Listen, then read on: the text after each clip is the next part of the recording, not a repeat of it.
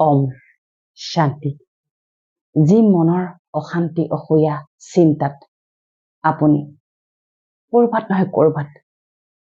ফচি আছে, মনৰ পৰা উলিয়াই দিব পৰা নাই। কেতিয়াবা কি হয়, বহু কথাই মনত থাকে, আপুনি উলিয়াই দিব নোৱাৰে। আৰু আপুনি উলিয়াই দিব নোৱাৰাৰ বাবে আপুনি নিজে ভুগিবলগীয়া হয়। গতিকে আজি আমি তেনেকুৱা কিছুমান পইণ্টৰ কথা পাতিম। আপুনি উপকৃত হ'ব। আপোনাৰ কেতিয়াবা কি হয়, সৰু সৰু কথাই আপোনাক হুলে বিন্ধা দি পিন্ধি থাকে দেই। তাৰ কেইটামান আমি আজি কথা পাতিম, যিকেইটা একেবাৰে সহজ, 1 টকাও খৰচ নকৰাকৈ আপুনি যদি ঘৰতে প্ৰেক্টিচ কৰে, গেৰাণ্টিড আপুনি জীৱনত বহুত আপুনি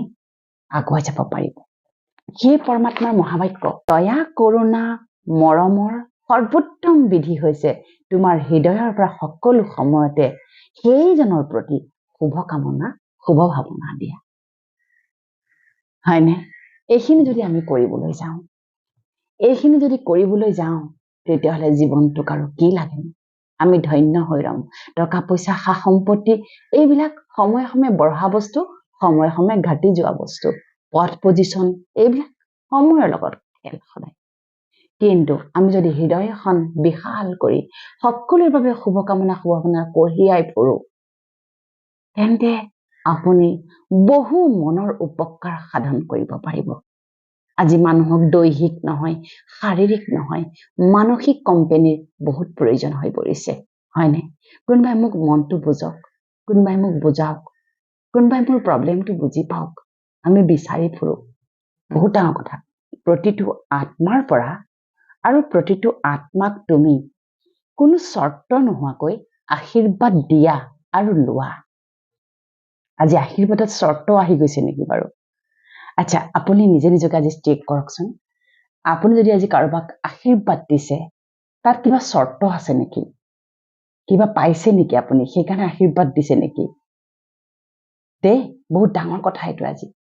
এই যে আজি মন ঘূণীয়া হৈ গৈছে, এই যে মন আজি দুৰ্বল হৈ গৈছে, এই যে মন আজি বহুত বেছি অশান্ত হৈ পৰিছে, তাৰ কিন্তু কাৰণবোৰ হৈছে কৰবাত নহয় কৰবাত যেতিয়া আমি মনৰ লগত কিছুমান চৰ্তক আমি লগত লৈ চলিবলৈ আৰম্ভ কৰিলো। আজিৰ পৃথিৱীত আনকণ্ডিশ্যনেল, বিনা চৰ্তত একোৱেই নহয়, হয়নে? কিন্তু পৰমাত্মাই কৈছে বিনা চৰ্তত এতিয়াও বহুত কিবা কিবি হ'ব পাৰে। বিনা চৰ্তত তুমি আশীৰ্বাদ দিয়া যাত্ৰা আৰম্ভ কৰি দিয়া। আৰু আশীৰ্বাদ লোৱাটো সেইটো চৰ্ত হ'ব নোৱাৰে, সি স্বতঃস্ফূৰ্ত হ'বনে? আজি মই আপোনালোকক এই মাধ্যমৰ যোগেদি সকলোকে অন্তঃকৰণৰে নিস্বাৰ্থ ভাৱনাৰে আশীৰ্বাদ দিছো। আপোনালোকৰ জীৱনটো সুখ শান্তি আনন্দ শক্তি পবিত্ৰতা দিব্যতাৰে উজ্জীৱিত হওক। আপোনালোকৰ দিনটো বহুত ভাল হওক। আপোনালোকৰ অনাগত সময়বিলাক বহুত বহুত ভাল হওক। এই যে আশীৰ্বাদ দিলো, তাত কোনো চৰ্ত নাই, নেলাগে চৰ্ত, মোক উভতাই একোৱেই নালাগে, হয়নে? সেই ভাৱনাৰে, এইটো এটা মই উদাহৰণ দিলো, সেই ভাৱনাৰে আপুনি যদি ৰাতিপুৱা শুই উঠিয়ে ঘৰখনৰ প্ৰতিটো মেম্বাৰক যদি আপুনি বিনা চৰ্তত যদি আশীৰ্বাদ দিবলৈ আৰম্ভ কৰে, আপুনি দেখিব আপোনাৰ জীৱনৰ বহুত সমস্যা কিন্তু কম দিনতে সমাপ্ত হৈ যাব। আমি কি কৰো, যেতিয়া আমি কাৰোবাক বেয়া পাওঁ পৰিয়ালটোত, আমি তেওঁক একাষৰীয়া কৰি দিওঁ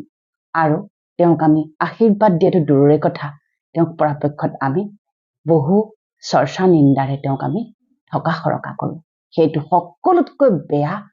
অতি নিম্ন মানদণ্ডৰ আমাৰ মনুষ্যৰ সংস্কাৰ। নাপায়। পৰিস্থিতি যেনেকুৱাই নাহক, আমি কেতিয়াও পৰিয়ালত যদি কোনোবাই কিবা বেয়াও কৰিছে, সি লাগিলে আপোনাৰ যোনেই নহওক কিয়, এটা পৰিয়ালত যেতিয়া আমি একেলগে সহবাস কৰো, সকলোৱে নিজৰ আমি এটা আশ্ৰয়ৰ তলত আমি যিসকল থাকো একেলগে, আমি সকলোৱে আনটোৰ লগত সংযুক্ত হৈ থাকো। আপোনাৰ ঘৰখনত চব আছে, উদাহৰণস্বৰূপে আপোনাৰ ল'ৰা ছোৱালী আছে, নাতিপুতি আছে, বোৱাৰী আছে, ল'ৰা আছে, সকলো আছে। কিবা কাৰণত যদি বোৱাৰী গৰাকীৰ দ্বাৰাই কিবা এটা ভুল হৈ গল, তেওঁ কেতিয়াও একাষৰীয়াক এৰি নিদিব। তেওঁৰ সহযোগী হৈ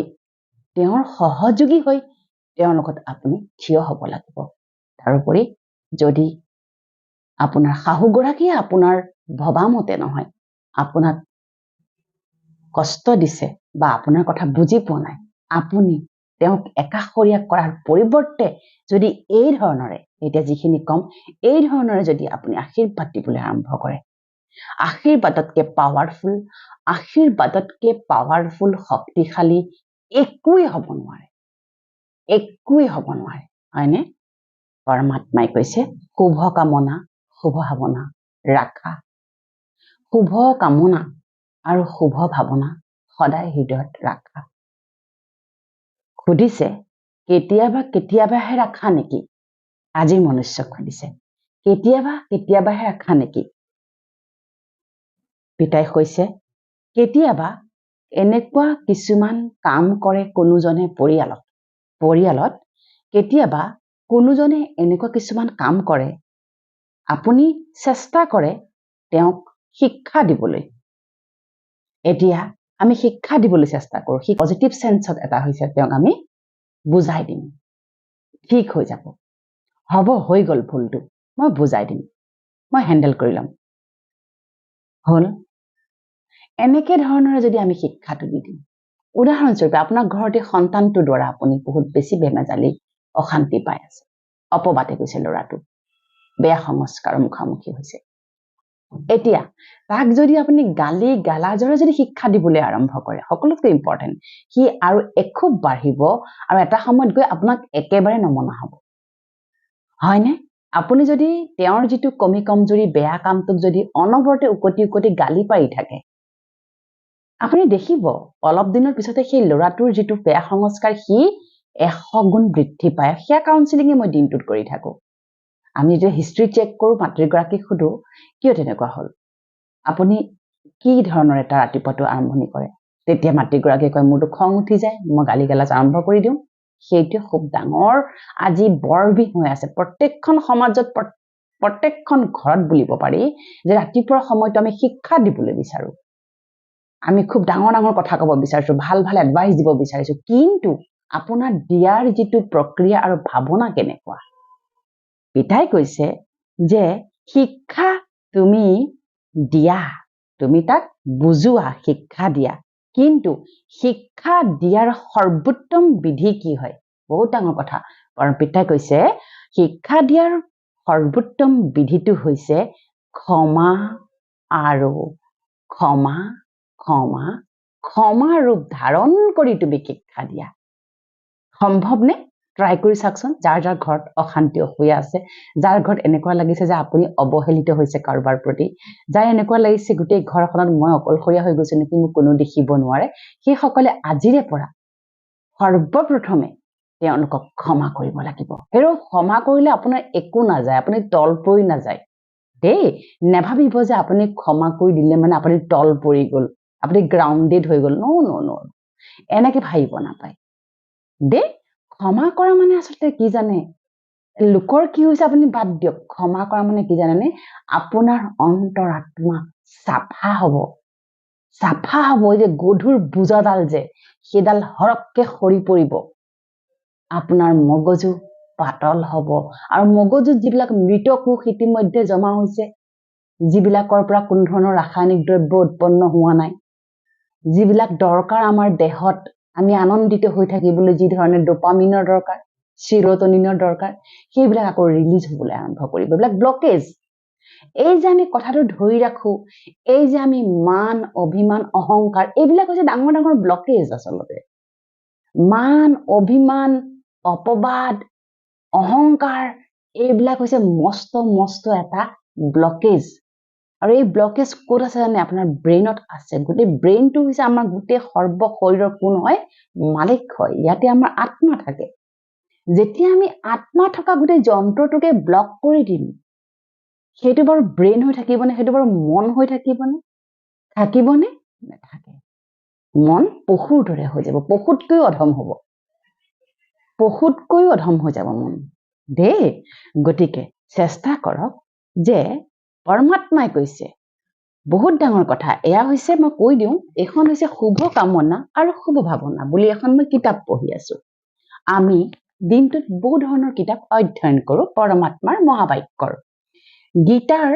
সৰু কিছুমান কথাক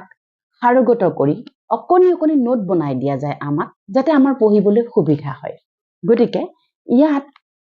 কেৱল এই কিতাপখনৰ মাধ্যমেদি পৰমাত্মাই আমাক শিকাইছে যে তুমি কিদৰে মানুহক শিক্ষা দিবা কিদৰে তুমি তোমাৰ মনটোক হালকা কৰি তুমি নিজকে সৰ্বোত্তম সুখী অনুভৱ কৰি থাকিব পাৰিবা দেই সুখ অনুভৱ কৰিবলৈ এগালমান টকা পইচা নালাগে সুখ অনুভৱ কৰিবলৈ এখন কোমল বিচনা নালাগে হেৰো মন শুৱে নেকি মন নুশুৱে নহয় শৰীৰটোহে শুৱে মস্ত শৰীৰটোৱে শুই থাকে মন দেখোন ক'ৰবাত দৌৰি থাকে থাকেনে লাখ টকীয়া বিচনাত দেখোন পৰি পেলাই মন গৈ পেলাই আমেৰিকা লণ্ডন শদিয়া ধুবুৰী ভ্ৰবি থাকে মনটো শুৱাব লাগিব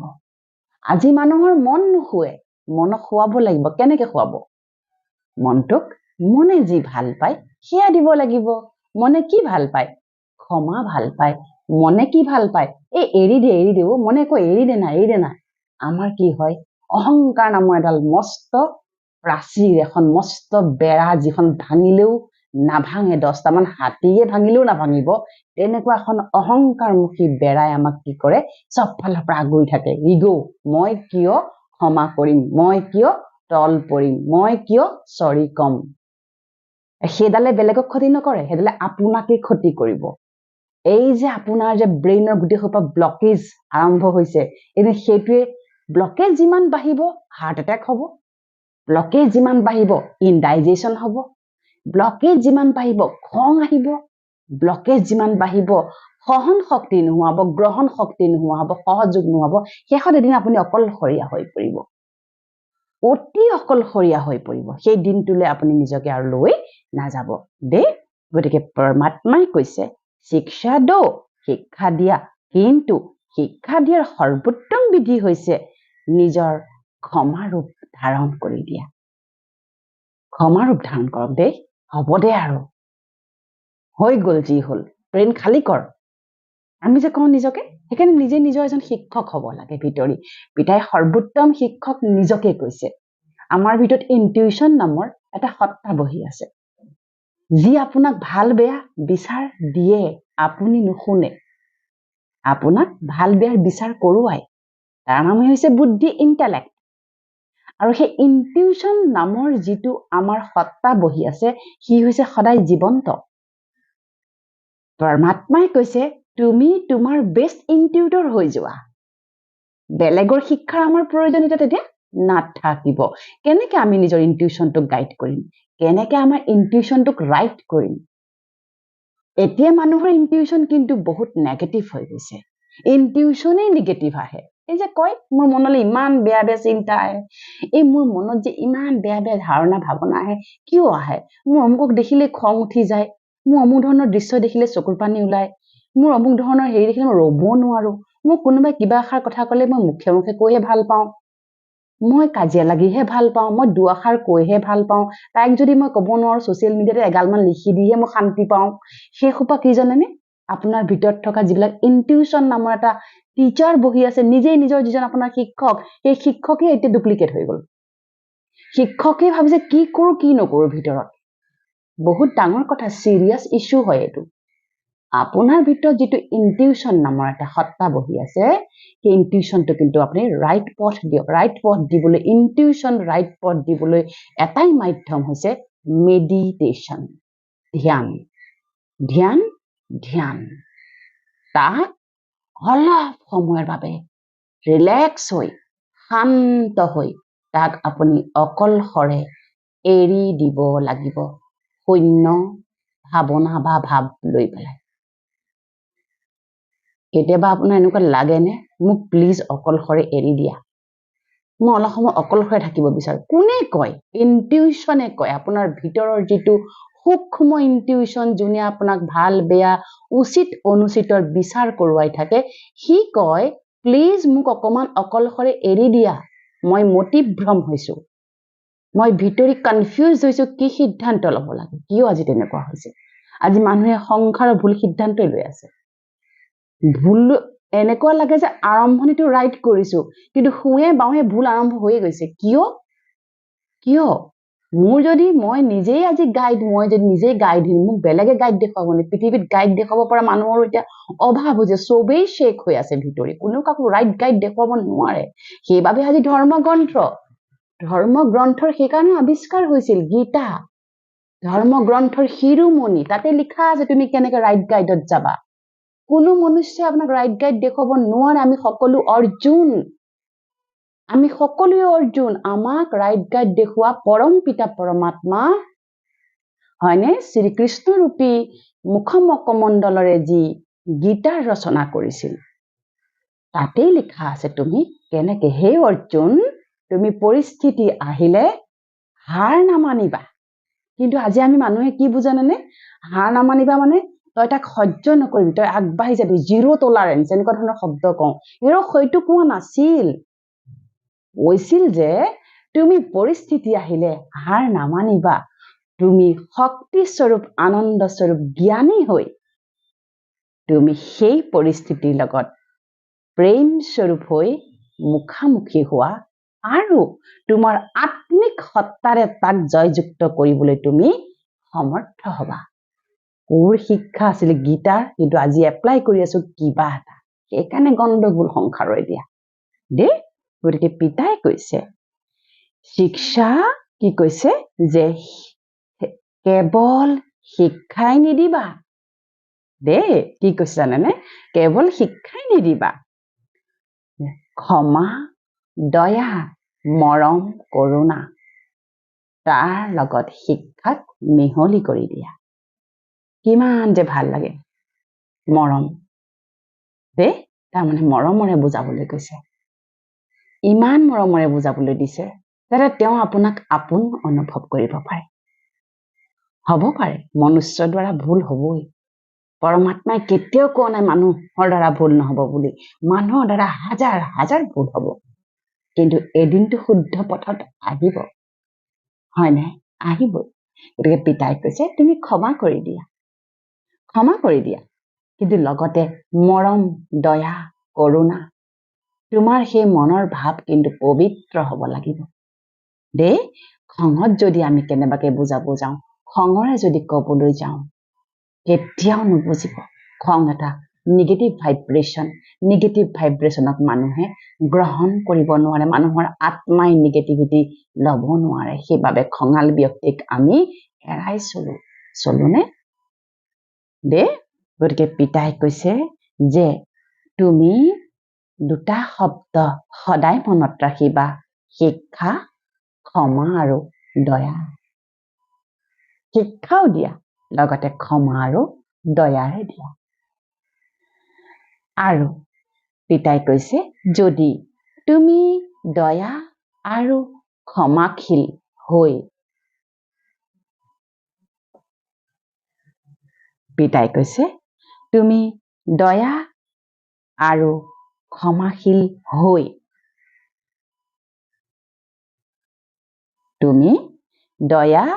পিতাই কৈছে আৰু তুমি দয়া আৰু ক্ষমাশীল হৈ যদি দিয়া তেন্তে সেই জ্ঞানে বহুজনৰ উন্নতি সাধন কৰিব তেওঁ কৰবাত নহয় কৰবাত 1-2% তেওঁ উপকৃত লগেই হ'ব আৰু যদি খঙৰে দিয়া তেওঁ এখন কাণৰে যেনে তেনে শুনিব পিছ মুহূৰ্ততে আপোনাক পৰিত্যাগ কৰিব আজি পৰিয়ালত হৈছে ন একেলগে আছো কিন্তু এজনে আনজনৰ লগত কিবা নিমিলে থাকিবলৈ ভাল নালাগে একেলগে ভাত খাবলৈও মন নাযায় এটা যদি বেলেগ ৰুমত আছে ইটো আনটো ৰুমত আছে হয়নে এইখন হৈছে মন্দিৰ এই মন্দিৰত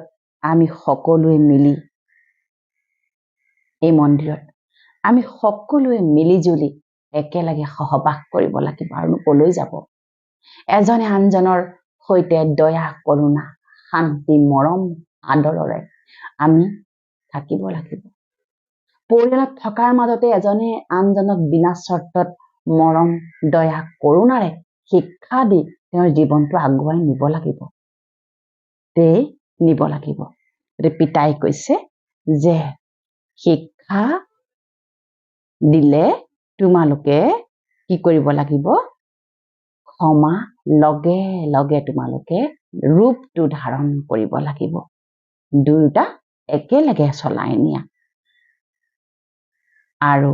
এই দয়া কৰুণাৰ আকৌ কৈছে প্ৰথমতে ক'লে যে শিক্ষাৰ সৰ্বোত্তম বিধি হৈছে নিজকে ক্ষমা ৰূপত আমি ক্ষমা কৰি শিক্ষা দিয়া আৰু এটা ক'লে যে গতিকে আপোনালোকৰ তেনেকুৱা যদি কিবা মানসিক সমস্যা আছে আপোনালোকে যদি সঁচাকে কথা পাতিব বিচাৰিছে কাউন্সেলিঙৰ মাধ্যমেদি মই আপোনালোকক সেই মানসিক শক্তি আপোনাৰ ঘূৰাই আনিবলৈ চেষ্টা চলাম আপোনালোকে যদি তেনেকুৱা ধৰণৰ কিবা সমস্যা আছে আপোনালোকে মোৰ লগত ব্যক্তিগতভাৱে কাউন্সেলিং কৰিব পাৰে অনলাইন কাউন্সেলিং হ'ব তাৰ বাবে কিছু নিয়ম আছে সেইখিনি আপোনালোকে হোৱাটছআপ মাধ্যমেদি মোক যোগাযোগ কৰিলে আপোনালোকক জনোৱা হ'ব তাৰ লগতে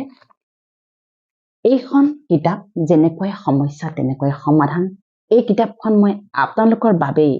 ইয়াতে সেইবোৰ কথাই মই লিখি ৰাখিছো যে কেনেকৈ কি কৰাটো উচিত ইয়াৰ গোটেইখিনি বস্তু মই লিখি ৰাখি যাতে আপোনাৰ অকণো দিগদাৰ নহয় সেই ভাৱনাৰে মই লিখিছো গতিকে এইখন কিতাপ যিসকলে ইতিমধ্যে লৈছে তেওঁলোকেতো লৈছে যিসকলে লোৱা নাই এতিয়াও আপোনালোকে এইখন লওক আৰু ইয়াত যি ধৰণে লিখিছো সেইখিনিও আপুনি অনুসৰণ কৰিবলৈ আৰম্ভ কৰি দিয়ক মোৰ আশা আৰু বিশ্বাস এইখন কিতাপ আপুনি অধ্যয়ন কৰাৰ পিছত ইয়াত দিয়াখিনি কৰাৰ পিছত আপোনাৰ জীৱনত হঠাৎ 50% হলেও পৰিৱৰ্তন আহিবই আহিব গতিকে আজিৰে পৰা ঘৰ সংসাৰ যদি কাৰোবাৰ প্ৰতি মন বেয়া হৈ আছে কাৰোবাক যদি আপুনি এতিয়াও ক্ষমা কৰি দিব পৰা নাই সি যোনেই নহওক কিয় XYZ হয়নে আপুনি ক্ষমা কৰি দিয়ক সৰ্বপ্ৰথমে ক্ষমা কৰক তাৰপিছত শুভকামনা ৰাখক একো নহয় হল দে আৰু কিনো আৰু হয়নে যিমান ধৰি ৰাখিব আপুনি কষ্ট পাব যিমানে ধৰি ৰাখিব মানসিক ৰোগী হ'ব দেই আজি মানসিক ৰোগৰ কাৰণ এই পৃথিৱী সমাজ নহয় আমি সমাজক কওঁ বায়ুমণ্ডলক কওঁ মানুহক কওঁ নহয় আমি আজি মানসিক ৰোগৰ কাৰণ আমি নিজেই দেই গতিকে আপোনালোকৰ জীৱনটো সৰ্বোত্তম সুখৰ হওক সকলো প্ৰকাৰে আপোনালোকে মানসিকভাৱে শক্তিশালী হৈ থাকক তাৰে কামনাৰে ওম শান্তি